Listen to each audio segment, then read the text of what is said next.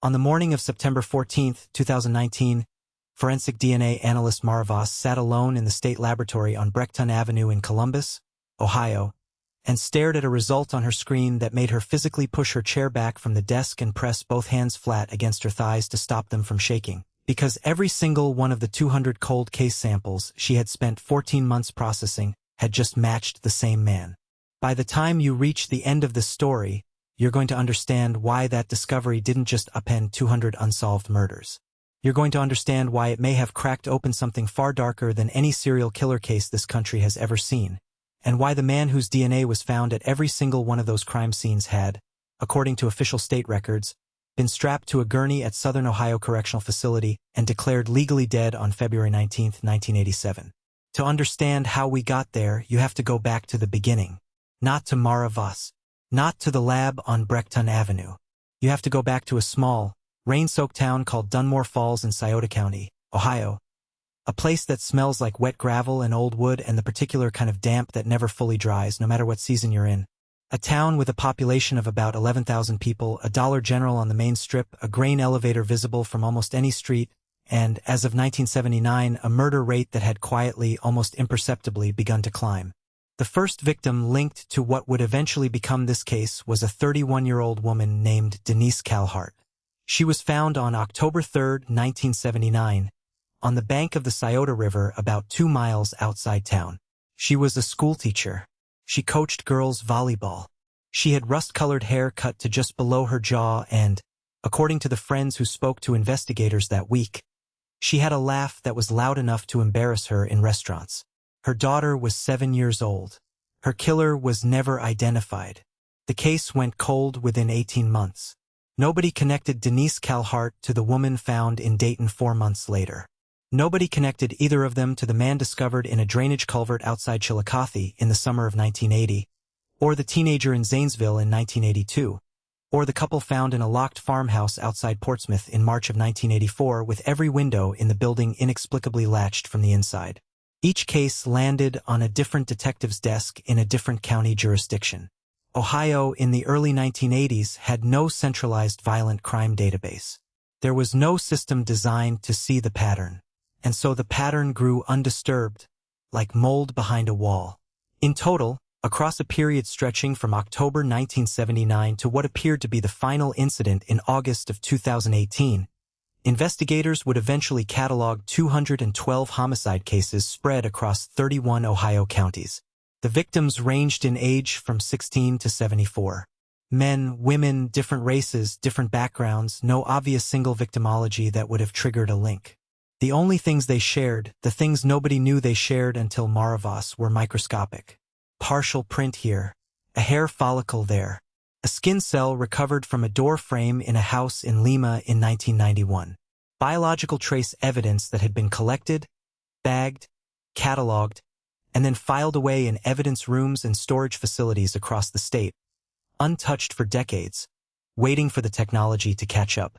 That technology arrived in the form of the Ohio Cold Case Initiative, launched in January 2018 with a federal grant of $4.3 million. Mara Voss was assigned as the lead analyst. 34 years old, methodical, a forensic biology degree from Ohio State and a master's from Michigan. She had short dark hair and wore the same black frame glasses she'd had since graduate school, and she kept a single photograph pinned to the corkboard above her workstation. Her younger brother, who had been killed in an unsolved carjacking in Cincinnati in 2011. She was not working these cases abstractly. She was working them like a woman with a debt to collect. And what she found when 14 months of processing finally resolved into a single unified result would shake the Ohio Bureau of Criminal Investigation so hard that the agency's director would reportedly refuse to put the initial findings in writing for nearly 3 weeks. Because the DNA profile Mara Voss had matched across 200 cases belonged to a man named Raymond Allen Decker. And Raymond Allen Decker's file, pulled from the Ohio Department of Rehabilitation and Corrections' own archived records, contained 2 documents that should have made his involvement in any crime after February 1987 a physical impossibility: a death warrant signed by Governor Richard Celeste, and a certified certificate of execution. The state of Ohio had killed this man 32 years ago. So whose DNA was in that room? Mara Voss did not go home that night.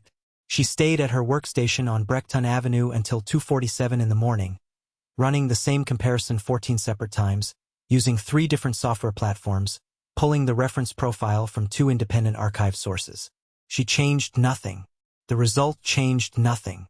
Every time she ran it, the answer came back identical, a full 13-locus STR match to Raymond Allen Decker, Ohio Department of Corrections inmate number 74, A2291, convicted of a single count of aggravated murder in Scioto County in October of 1983, and executed by lethal injection at Southern Ohio Correctional Facility in Lucasville on February 19, 1987, at 10:14 in the morning. She pulled his conviction file first. The 1983 case was straightforward, at least on paper. A woman named Patricia Soule, 42 years old, a bookkeeper from New Boston, found strangled in a ravine off State Route 52, 4 miles east of Dunmore Falls. Decker had been identified through a partial fingerprint and 2 eyewitness accounts that placed him near the scene the night before. He was 26 at the time of his arrest. No prior convictions on record. He maintained his innocence through every appeal, through every review, through the final clemency hearing that Governor Celeste denied with 11 days to spare. His defense attorney, a man named Gerald Oates, had died in 2004. His mother had died in 2009. There was, as far as the records showed, no living family member who had ever publicly disputed the execution. But here was the thing that made Mara push back from her desk again, this time standing up entirely and walking to the window that overlooked the empty parking lot below. The Patricia Soule murder. The 1983 case that had put Raymond Allen Decker on death row. It was not one of the 212. When she pulled it from the Ohio Violent Crime Archive the following morning and submitted the biological evidence for comparison, the Soule case came back with a different profile entirely. An unidentified male, designated Unknown Contributor 7 in the state's cold case registry. Not Decker. Not even close. Raymond Allen Decker had been executed for a murder the DNA now said he almost certainly did not commit, while whoever had actually killed Patricia Soule had left trace evidence at the scene that no one had ever matched, and while Decker's own genetic profile had somehow appeared at 200 crime scenes spanning 39 years, the most recent of which was dated August 11, 2018, 31 years after his death. Mara brought her findings to her supervisor, a senior criminologist named Dr. Philip Hargrove, on the morning of September 16. Hargrove was 58 years old, deliberate in the way that men who have testified in court 300 times learn to be deliberate. He read through her documentation for 40 minutes without speaking. Then he closed the folder, placed both hands on top of it, and told her to submit nothing, discuss this with no one outside the room, and wait. He would later describe that decision as the worst professional judgment of his career. Hargrove quietly escalated to the Ohio Bureau of Criminal Investigations director, a man named Stuart Veal. And Veal, who would, in the following months, be the subject of an internal conduct review he successfully kept out of the press, was the one who refused to commit anything to writing. For 22 days, Mara Voss sat on a result that implicated an executed man in 200 open murders and exonerated him of the one that had killed him, and she was not permitted to file a formal report, contact county prosecutors, or speak to the FBI. It was during those 22 days that she started working on her own time. She couldn't touch the official files. She couldn't access the BCI database from home. But she could do what any trained forensic analyst does when the data doesn't make biological sense. She could go back to the source. And the source, in this case, meant one specific question that should have been asked the moment the match came back and wasn't. Where had Raymond Allen Decker's reference profile come from? Every DNA comparison requires a baseline. To match an unknown sample from a crime scene, you need a known sample to compare it to. For a living person, that might be a buccal swab, a cheek scraping taken at the time of arrest. For someone long dead, it typically comes from archived biological material. Old blood samples, tissue, hair, the remnants of a life, preserved in cold storage somewhere in the bureaucratic machinery of the state. Decker had been arrested in 1983. DNA profiling as a forensic tool did not exist in the United States until 1986, and it was not in routine use in Ohio until well into the 1990s, which meant there was no swab taken at the time of his arrest. No baseline collected during his years on death row. Whatever reference profile existed in the Ohio Cold Case Registry, the profile that Maravas had matched against 200 crime scenes, had been created retrospectively from archived material at some point after his death. She filed a formal records request on October 2, 2019, asking the Ohio Department of Rehabilitation and Correction to identify what biological material had been used to generate Decker's reference profile, who had authorized its collection, and when.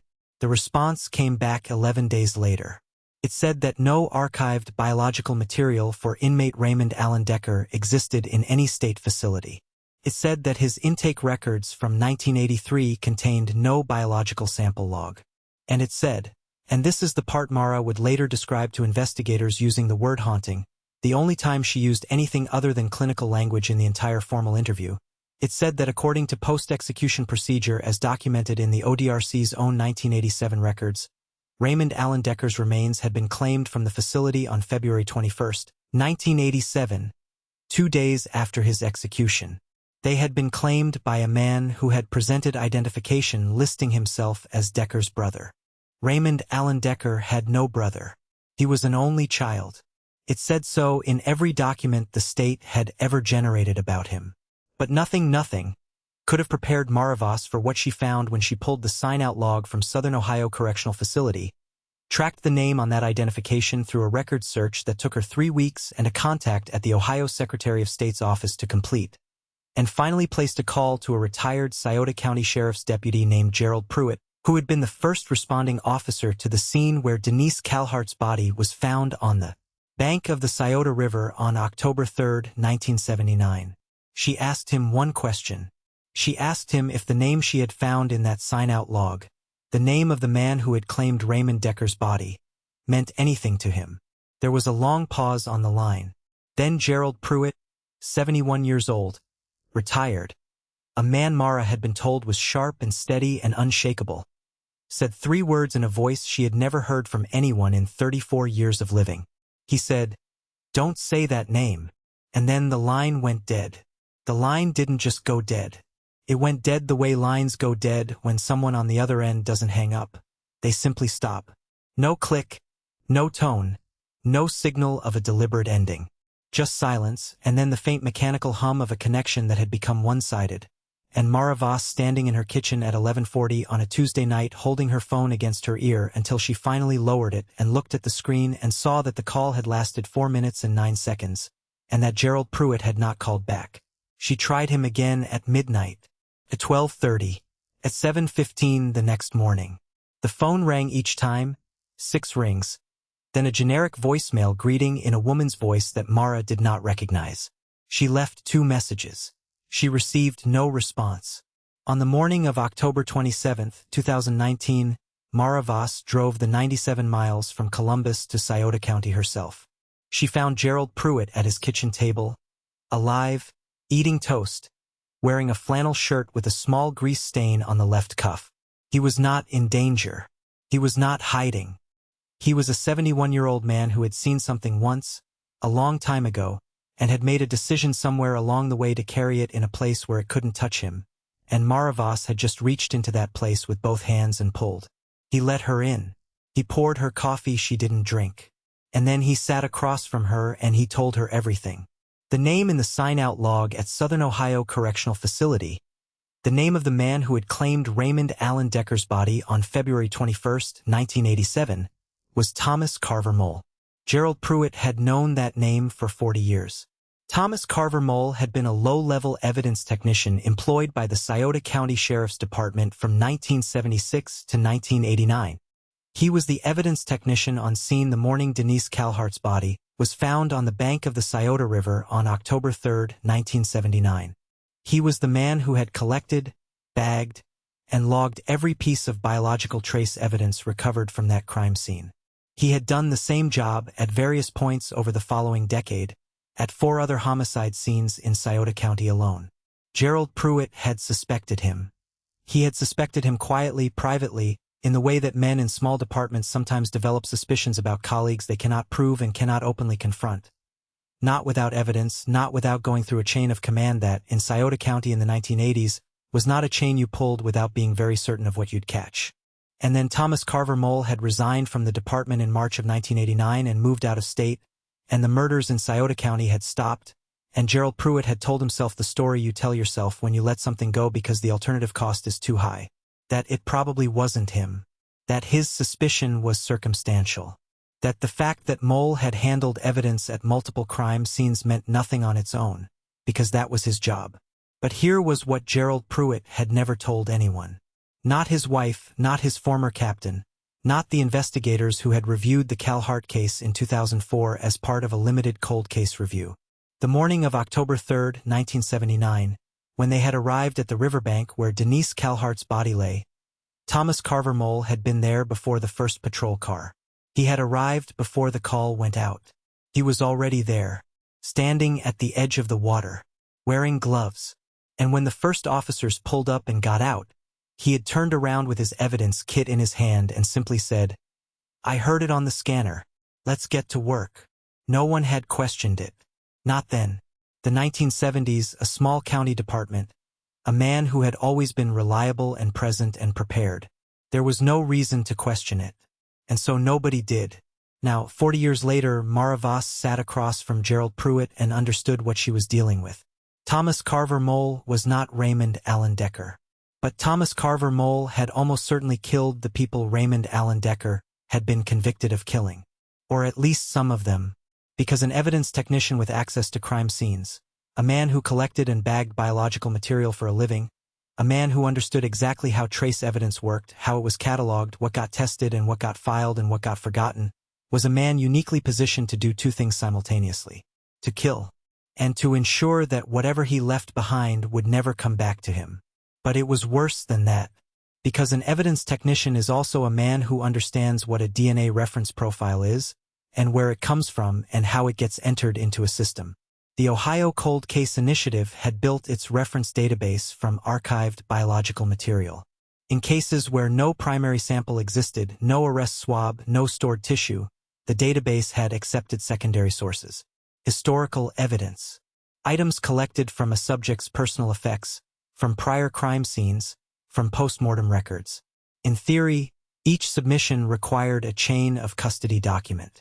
In practice, across 30 years of inconsistent county record-keeping, across a system that had been digitized and redigitized and transferred between agencies multiple times, that chain was, in certain cases, fragmentary at best.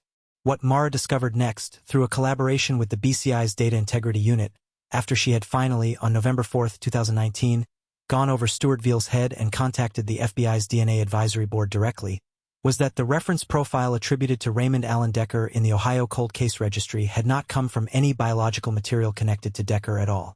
It had been submitted in 2011 through a regional cold case data sharing program that accepted contributions from county-level evidence archives. From a batch of samples logged under a processing code associated with Scioto County's predigital evidence records. The samples had been submitted by a consultant. A private forensic consultant brought in by multiple Ohio counties between 2009 and 2013 to assist with cold case evidence digitization. A man with credentials, a man with a long professional history in evidence management, a man named Thomas C. Mole. He had retired to a rural address in Pickaway County, Ohio in 2003. He had spent 6 quiet years there. And then, when the Ohio cold case movement began gaining momentum, when counties with warehouses full of old unprocessed evidence started hiring outside help to get that evidence into digital systems, Thomas Carver Mole had presented himself as exactly the kind of experienced, detail-oriented professional they needed. He was 61 years old by then, respectable, methodical, highly recommended by the counties that had already used him, all of which, it would later be noted, were counties where his previous work had ensured that certain evidence had been collected in ways that made future identification nearly impossible.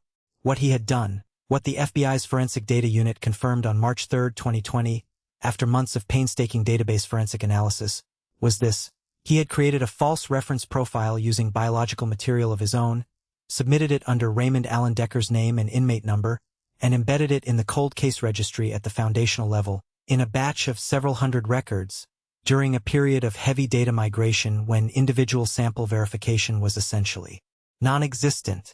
He had built himself a ghost.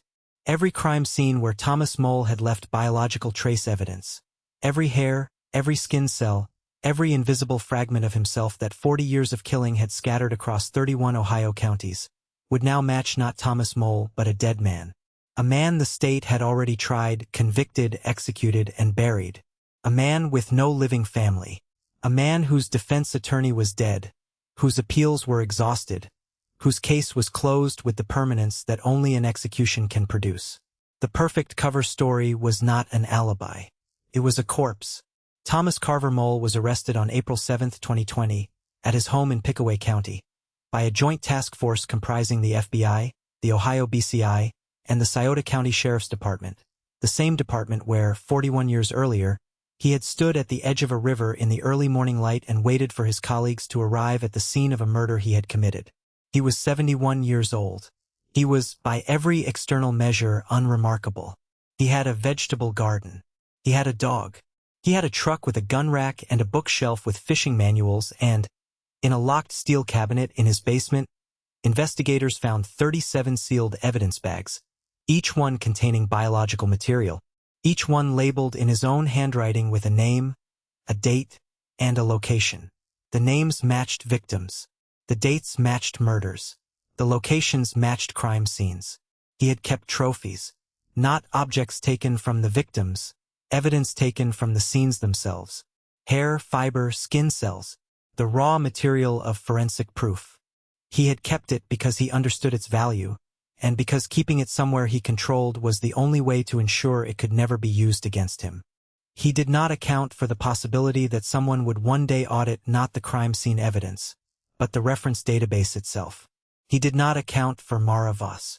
Thomas Carver Mole was charged on 47 counts of aggravated murder in the state of Ohio, the maximum the prosecutorial teams could build airtight cases for before statute limitations and evidence degradation complicated the broader 200.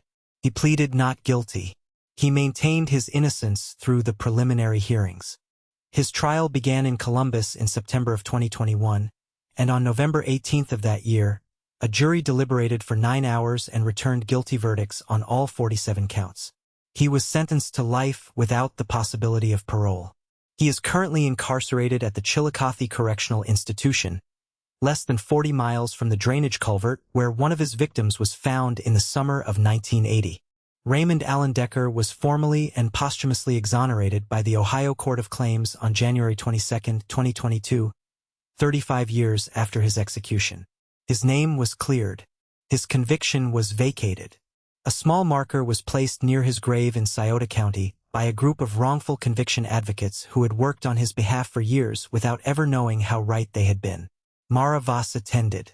She stood at the edge of the small cemetery in the flat Ohio winter and said nothing.